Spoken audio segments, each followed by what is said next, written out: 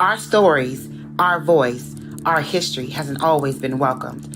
But we learned long ago that if America won't celebrate us, then we will celebrate our own, told our way, on our time. Today we have thousands of Black creators in film. Thousands of books are on the shelves of stores around the world. But our stories, our voice, our history hasn't always been welcomed. But we learned long ago that if America won't celebrate us, then we will celebrate our own, told our way, on our time. Today we have thousands of Black creators in film. Thousands of books are on the shelves of stores around the world. But it wasn't always as easy. For Lena, for Hattie, for James, for Zora, for Langston, we fought for a place in American history, and we've empowered our own voices, keeping our stories alive. Remember Philando, remember Mike, remember Trayvon, remember Sandra, remember Oscar, remember Brianna. No more will Black voices go unheard. No more will Black stories go unread. We will write our own history and create our own legacies. And each summer in Atlanta, we will gather. We will celebrate. We speak out. Black voices matter. Black stories matter. Black lives matter. Everybody has a story to tell. Make sure that you tell yours.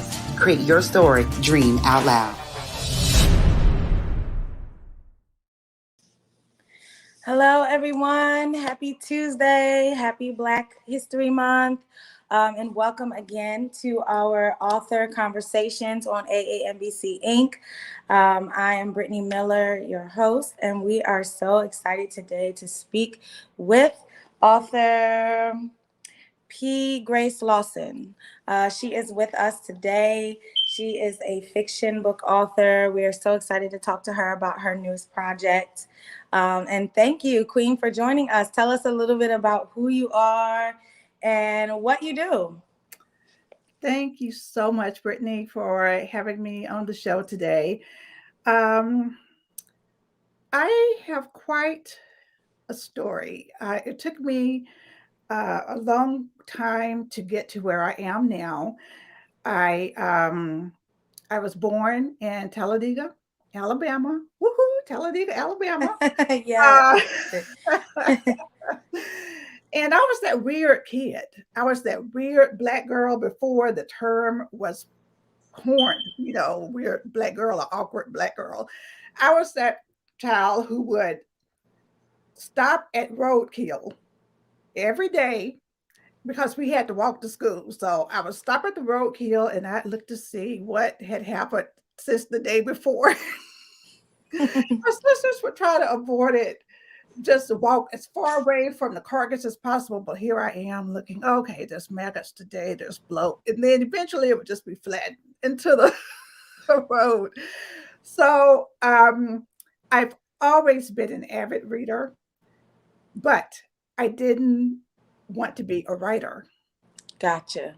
I attended a de facto segregated school, and somehow I got into UC Berkeley, and I majored in anthropology. And my last semester there, I was taking this medical anthropology class, and the class was assigned to write this paper on how we envisioned the world, because at that time, HIV was really in the throes. And I'm sure they thought that, everybody was going to write this little rosy paper about how a cure had been found and everybody was well, but not me. I wrote this paper about how these scientists were experimenting on the homeless, and y'all don't be trying to cancel me. This was before, everybody got all woke. So I wrote this paper on how the scientists were experimenting and the homeless turned into these mutant creatures. And I was really shocked when I got an A on the paper with a note that I should turn it into a novel or a movie script. I did nothing. For the years passed, and other people would tell me I should be a writer, but I felt, being a person from the South, the Black South, I was supposed to be a lawyer, a doctor, or a teacher, not a writer. So I just went along until an event happened to me at a family reunion in the Poconos, and I fell, and I've never been in such pain in my life. Aww. So as I was lying on the bed in the bed in this hotel that looked like the hotel from The Shining, to keep my mind occupied and off of the pain that I was experiencing, because none of the painkillers I was taking was working. Wow. Yeah. I thought, well, what if there were these female warriors, and what if they turned into were-panthers and they ate people? And this was at the time that I believe Black Panther was out. So I knew that I didn't want my women to be like those women. Not that there's anything wrong with them. Great, but I just didn't want to copy them. And I didn't want them to be like the Amazon warriors. So I did my research. I got back to California. I was like a woman possessed. I got up every day. I wrote 8 hours a day, and I got the draft in about 3 months. And so the book that came, the words that poured out of me, the book is basically about the empowerment of women, female empowerment. And it's told through the lens of these warrior women who shapeshift into were-panthers. Mm-hmm. Wow, that's amazing. And, just hearing you tell your story about how you came to create this project, I can tell you now that you're definitely a natural storyteller. Yeah, for real. There's obviously a skill and a talent to storytelling. I think all stories have power. I will say that all stories have power. Those that are real, those that are created and thought up, and those to come. But there is an art to storytelling that I think some people just have a gift, and you definitely have that. You can tell how you explain and set the listener up for the moments that we need the most. So that's awesome. I'm excited to hear more about your project. And it's good to know that it had a personal inspiration. But it was my personal inspiration? Yeah, I said it's good to know that it came from a personal inspiration. Oh, sorry. Yeah. Okay. So tell us about your main character. My main characters, I actually have 50 million main characters. No, that's not. Okay. The stories are about the Ravenisha. And the main characters are the old generation Ravenisha. These are the women who made a pact with a demon called La Panthera Nora.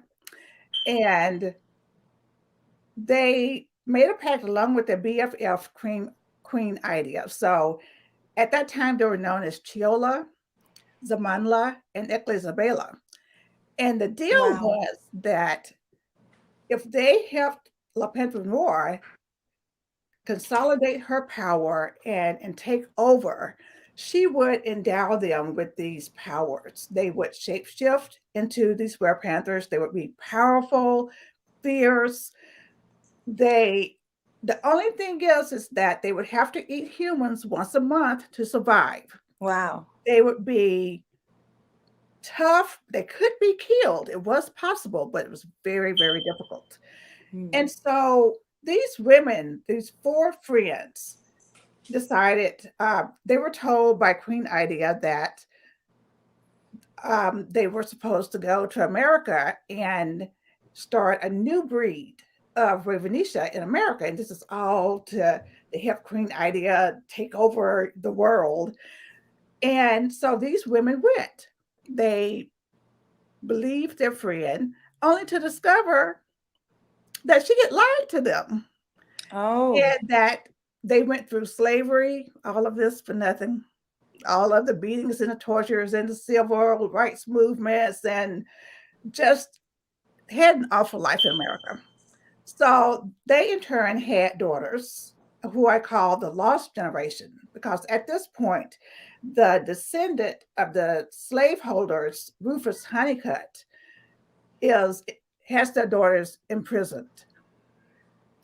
And that's how he's keeping the old generation, who's now known as Ceola, Matilda, and Elizabeth. That's how he's keeping them in Ravenswood, Alabama. Oh. He has their daughters, because I know people would say, well, if these women are supposed to be, this powerful and fierce, why don't they eat Rufus? and just leave. Right. He has their daughters. So it's also a story about the sacrifices that women make for their children. Wow. And so these women are suppressing their power. Queen Idea and La Panther Noir are trying to expand their power. And the new generation, the daughters of the women who are imprisoned, Teddy, Naima, and Celeste, are coming into their powers. So it's a story about 3 generations of women, with the new generation being a breed that, because of Rufus's corrupt experiments, and we all know the history of experimentation in Yes. America, on Black people. Yes. So, because of his experiments, they are even more powerful than the Ravenisha, who came over originally from Africa. And so the story is really about how the leader of the new generation, Teddy, has been tapped to lead them to freedom, to free the old gen Ravenisha. And it's about Rufus and Idea trying to stop them from coming into their power and appropriating that power for themselves. So I'm feeling like there's so many hidden messages and lessons in this, for the culture and for our people through this creative. What? I'm sorry about that. What is your what is your inspiration behind your characters? When you were naming your main characters, they have such eclectic and they sound pretty historical. Do you have an inspiration behind naming them? I do. When I was doing my research, I did look up the real Amazon warriors. I also began researching African queens because I didn't know the name of a single one. So, for instance, Teddy's name is really Theodora Lulu Cabela Fury.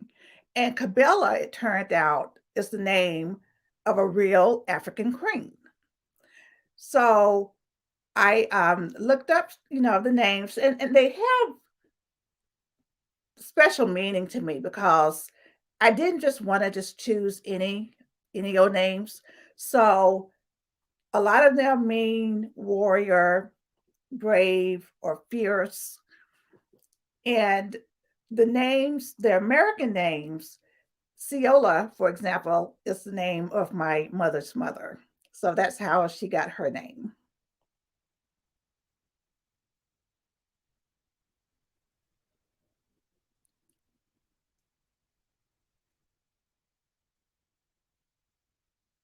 Can you tell us your inspiration behind choosing your cover and kind of creating that imagery? Well, actually, I had nothing to do with it. What I did was I'm so fortunate with the artist who is Xavier Comas, who designed the cover for me. I sent him a synopsis of the story, and just from that synopsis, he came up with that cover. When he showed it to me, I had very few changes to make to it. He got it right, spot on, exactly what I was looking for.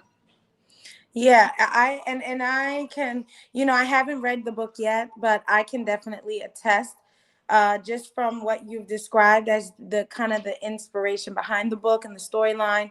The cover definitely depicts that power, 100%. I love it. It's very cultural and powerful. It's exciting. Do you have plans for a book 2 or a I sequel? do. I do. And I just wanted to mention with the cover, the eyes are a focal point because once the women transitioned into these werepanthers, their eyes became green like a panther's.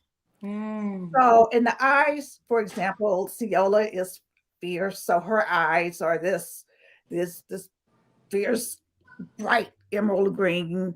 Elizabeth is the quiet thinker one, so she has these calm green eyes, and Matilda is just the fierce. She's the warrior, the general. So her eyes are also this bright green. And Teddy's eyes, I'll let y'all read that, but hers, there's quite a different story. And so if you ask me the inspiration, the last question. Yeah, the inspiration. I was just saying the inspiration behind. Oh no, I was asking about your sequel. Oh, What yes, you were planning for to come after this. But I love yes. that insight on the eyes. I think just in general, eyes have a major contact and connection point anyway, just in humanity, which is why a lot of times they blur out the eyes. Like they'll Mhm. show everything else, but eyes confirm identity. So I love that. Exactly, the I love soul. that. And so, yes, and I know people will probably ask, well, why do these Black women have green eyes? That's why.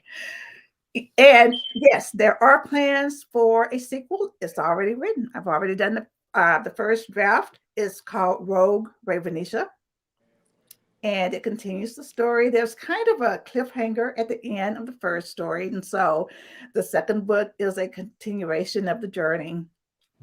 If anything, it's Awesome. more fast paced, I wanted to action. ask you something about that cliffhanger concept. Just for our authors and our writers, was that an easy thing to do? Did it happen naturally, or was it intentional for you to have the cliffhanger, or did it kind of naturally It end that way?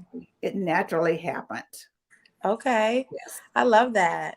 and it's not one of those where I have read books where the cliffhanger is just exasperating.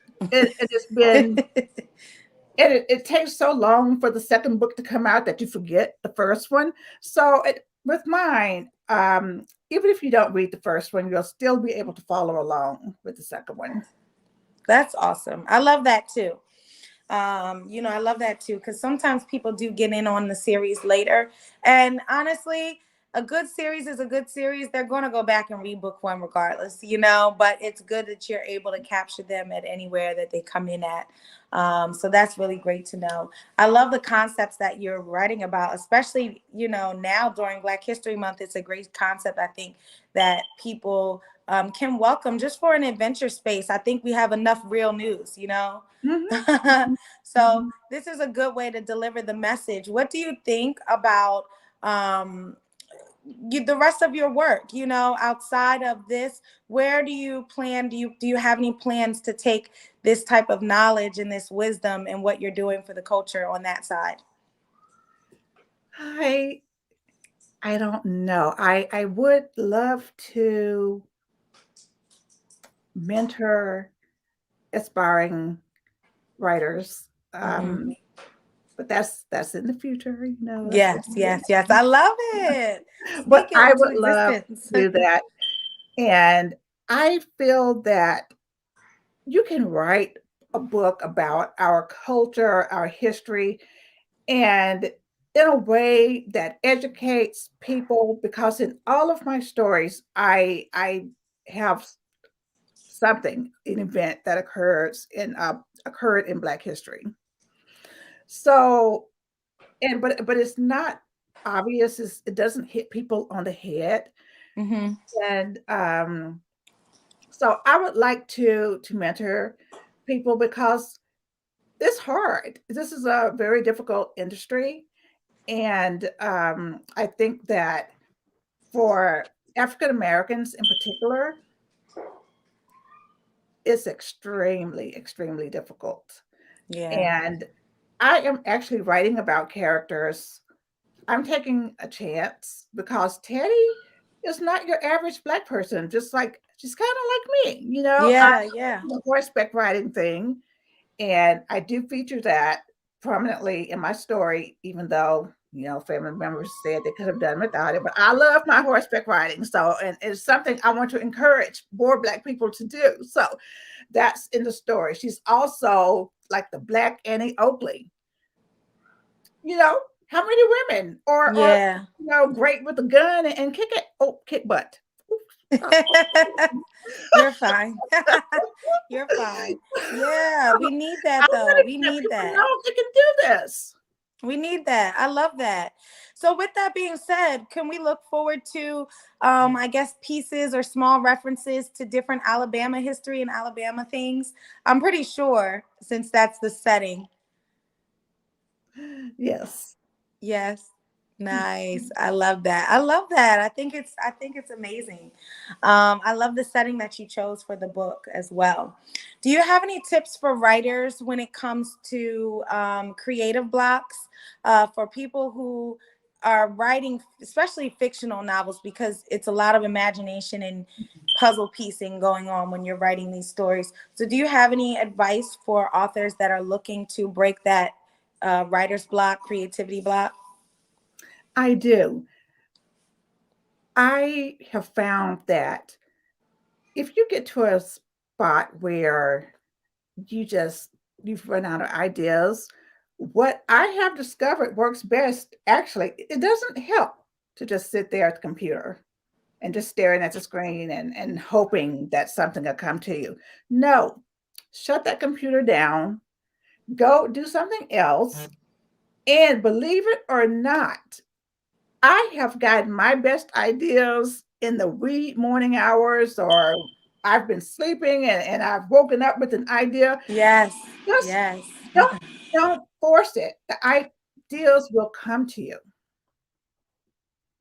Like, trust that. And if you do get stuck, just I find that just writing a sentence helps. So I love that advice. yeah, I love that. And that's so true. I've had so many downloads in my sleep, just for my work and different things that I do. I've often waken up with new ideas and just with things. And I think that's a great piece of advice, just trusting yourself to notice and receive those downloads from different pieces of inspiration throughout your days. yeah. I I mean, like that. if you get stuck, you can write. For example, if I'm writing about Teddy and I'm stuck, try a sentence like Teddy was looking out the window and she saw blah blah blah blah blah. Oh, Teddy was so dang mad at that British call, somebody named Hilda. The nerve of that woman to da da da da da da. Just write something silly about with your character and believe. Well, I can't say believe me, but it's been my experience that the ideas will flow. They will, yeah. Because I believe if you're given a vision for something, it will be complete. Yeah, It may not all be complete and presented complete right away, but it will be complete. You just have to kind of pace it out. So I love that. I love that so much. What do you say about forwards? What's your take on forwards in books? What do you think there? Give me your opinion. after I have a forward in mind. I'm not sure if I'll do it for all of my books, but I definitely felt that it was something that I had to write for this one because Mm-hmm. my forward basically describes what I just told you about my childhood and how I didn't set out to be a writer and the events that happened that made me write this book. And I ended with, after I wrote that first draft, it was a hot mess. I'm sure it wasn't. Oh, and that was the end. So the next page you turn will be the beginning, of the story. Yes. But again, I don't know if I will do it. I don't feel, in fact, I know I didn't do it for Rogue Ravenisha if there's no forward. Okay. I think Well, if you that's have good. That's good. something That's to good. say, That's good insight. I will say, just from my perspective as a reader, I appreciate forwards. I like them. I feel like they are a personal touch from the author. Even more so than the back cover or per se an author's note. Those things I think are not even as personal to me as a yes, forward. Yes.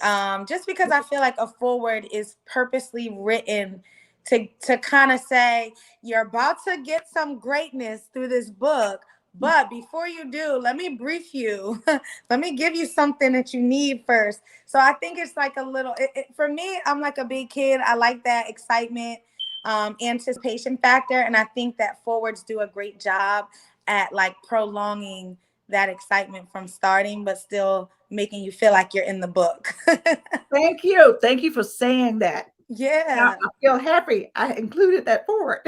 Yes, I would do them more often, to be honest, because believe it or not, and I'm sure you know this because you're an avid reader, but just like avid shoppers, you have some shoppers that only shop on a sale. And if they can find a coupon, they're in the store. You know what I mean? They don't even got to need anything. Yes. So I believe that there's readers like that too, that fall in love with the little pieces and the additives that are inside, the book itself. And so readers like that, I think, really draw to books and series and authors that do little special things, because it also makes your book stand out in their collections. Like if you have 20 books and only 2 of them have a foreword, they automatically stick out in your mind, Yes. So Yes. I think it's something definitely to include, from my perspective. But that's awesome. I'm excited. I'm definitely going to get a chance to read your book. Where can we find it? Like where can readers order your book? And also, do you offer options for autographed copies? Okay. The book is available on Amazon. I mean, you can't survive these days. But I have also been making an effort to contact Black bookstores. And so I do have a couple that will be carrying the book. We have a local bookstore here in Elk Grove called A Seat at the Table. So if people want to order the book from there, they can do so. If people want an autographed copy, I would love to autograph their copy. In fact, if they order it from A Seat at the Table, I will discuss with them how feasible it would be for me to just come to the store and sign the book before they ship it. Yes, that's great I hadn't thought news. about that until just now, because that would be no problem for me to do. It's also, I believe it's going to be carried at the Silver Unicorn in Boston and Kindred in Houston. Awesome. Thank you so much. I appreciate that. And so before you go, I wanted to also ask, what do you have coming up that we can look forward to, and how do we stay connected, with your updates and the different things that you have going on? Okay, my website is pgracelawson.com. I have a book signing coming up in Elk Grove at A Seat at the Table on February 21st. April 30th, I will be in Birmingham, Alabama at the is Behind the Ink Yes. that you're having there. So I will have a table and I will have books there. And the next day, Congratulations. thank you, I will be at Homecoming Bookstore in Birmingham. Awesome. Okay, sounds good. Well, what can you leave us with? A piece of advice, some nuggets or knowledge downloads for future writers, aspiring writers, or even current writers that are looking to get more into, the fantasy writing world? Mhm.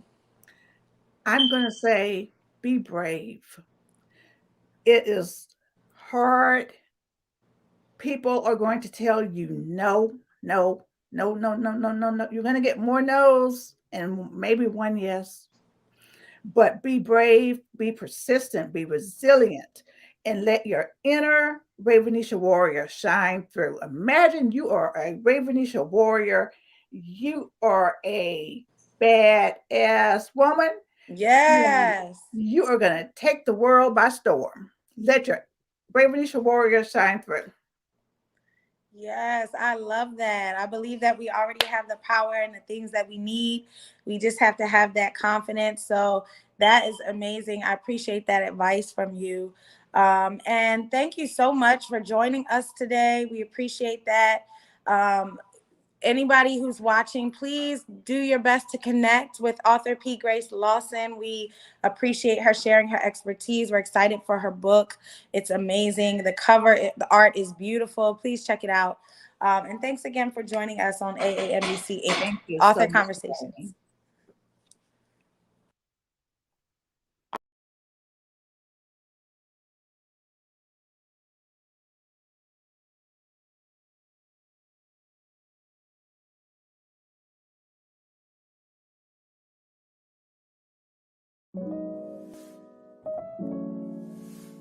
It all starts with a spark. Like this thought or this vision in your head that gives you these ideas and these visions of who you want to be. And I can remember myself sitting in my room, writing in my journal about stories and characters of people I had no idea who they were. And I just knew that that's who I was going to be. I was going to write books. I was going to move to Atlanta, and I was going to become this big-time authoress. And I did that. I got the awards. I got the bestsellers list. I met some phenomenal people, and I've helped other people dream out loud. I think that when it comes down to dreaming, it's more than about just getting it done. It's about having fun and enjoying life while you do it. So y'all dream out loud with me.